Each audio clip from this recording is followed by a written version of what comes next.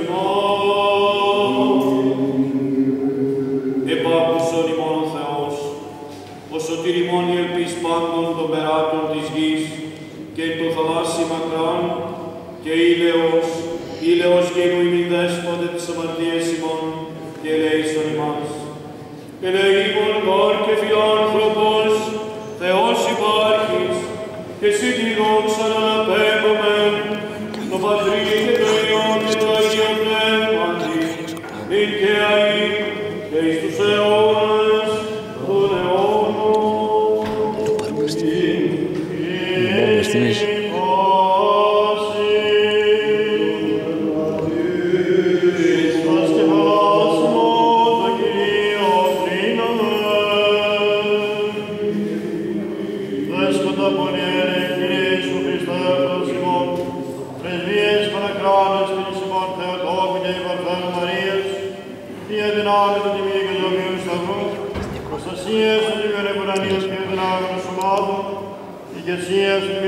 Προφήτου Προδρόμου και Βαπτιστού Ιωάννου, των Αγίων Δόξων Υπεραχήμων Αποστόλων, των Αγίων Δόξων Ικανονικών Μαρτύρων, των Αγίης Πατέρων ημών μεγάλων ιεραρχών και οικουμενικών διδασκάλων μας του Μεγάλου, Γρηγορίου του Θεολόγου και Ιωάννου του Σωστόδου, Αθανασίου και Κυρίου Ιωάννου των Ήμνος Πατριαρχών Αλεξανδρίας, Νικολάου Επισκόπου Μυρωτινικίας, Κρήτος Επισκόπου Τριμηθούντας των Εκτερίου Πενταπόλεως των Θαυματουργών, των Αγίων Δόξων Μεγαλομαρτύρων Γεωργίου Τροπεοφόρου Δημητρίου του Μυροβλήτου, Θεοδόρων Τίνων Στροτιλάτου Μινάρτου Θαυματουργού, των Ιερομαρτύρων Χαράλαμπους των Ευθερίου, των Οσίων και Θεοφόρων Πατέρων ημών, των Αγίων και Δικαίων Θεοπατώρων Ιωάννη και Γιάννης, της Αγίας Οντόξου Μεγαλομάρτυρος του Χριστού Παρασκευής.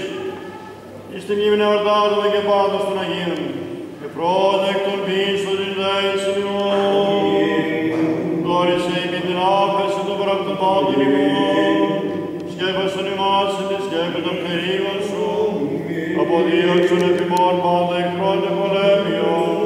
ειρήνευσον ημών την ζωή, κυριαρέξον ημάς και τον κόσμο σου, και σώσον τα ψυχάς ημών, ως αγαθός επιλάνθρωπος και ανεήμων Θεός.